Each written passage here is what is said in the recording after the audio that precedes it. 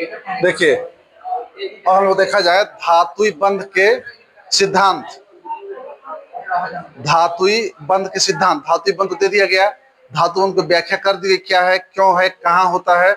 अब इसको स्पष्ट करने के लिए 3 सिद्धांत दिए गए। देखिए, धातुई बंध के सिद्धांत, थ्योरी ऑफ मेटालिक बॉन्ड। इसमें देखिए मूल सिद्धांत पहला इलेक्ट्रॉन गैस सिद्धांत, दूसरा है संयोजकता बंधन सिद्धांत, और तीसरा है आणविक ऑर्बिटल सिद्धांत। ये 3 मूल मुख्य सिद्धांत दिए गए। देखिए, धातुई बंध की व्याख्या के लिए 3 मुख्य सिद्धांत दिए गए। इनमें ये आपको अभी पढ़ना है और ये दोनों हम लोग पढ़ेंगे हायर क्लास में, मिलेगा आपको, है ना। तो ये इलेक्ट्रॉन गैस सिद्धांत को देने वाले सज्जन थे ड्यूड और लॉरेंज। इनको देने वाले सज्जन थे ड्यूड तथा लॉरेंज। ये 2 सज्जन है, ड्यूड और लॉरेंज, इन्होंने दिया है ना। इसका नाम दिया गया इलेक्ट्रॉन गैस सिद्धांत। इनका कहा नाम था कि चूंकि धातुई आयन प्रबल धनात्मक होते हैं, अपने संयोजी इलेक्ट्रॉन को मुक्त कर देते हैं, अब पूरे उसके क्रिस्टल में, धातु के पूरे रोए में सभी मुक्त इलेक्ट्रॉन गैस की तरह हमेशा बहते रहता है ना, गैस की तरह पूरा फैले होते हैं, और उसमें धातुई आयन तैरते हुए पाए जाते हैं।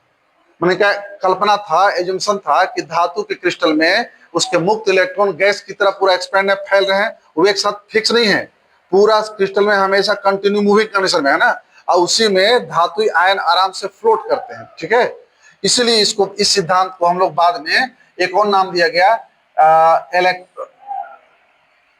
इलेक्ट्रॉन सी मॉडल, समुद्र सी, SEA है ना, इलेक्ट्रॉन सी मॉडल कहा गया इसको।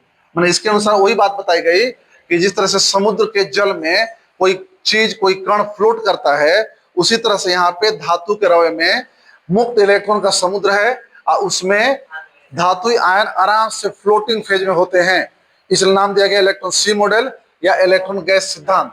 इसको हम ऐसे एक्सपेंड करना चाहें, दिखाना चाहें, देखिए ऐसे एम फॉर मेटल समझिएगा आप, है ना।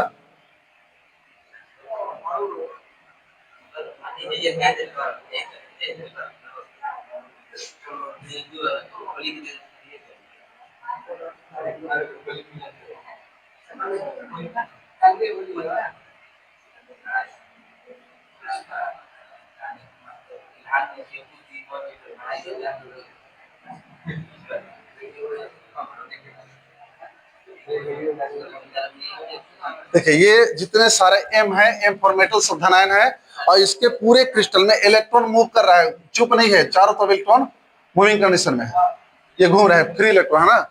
ये जो जाल की तरह से ना बनेगी ऐसे, इसी को हम लोग कहेंगे धातुई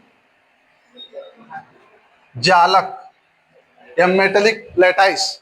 ठीक है, और देखिए ये जो खाली जगह बीच में देख रहे हैं, किसी भी धातु में धातु आयन के बीच जो खाली स्थान होता है, इस खाली स्थान को हम लोग अंतराकाश कहते हैं, अंतराकाश।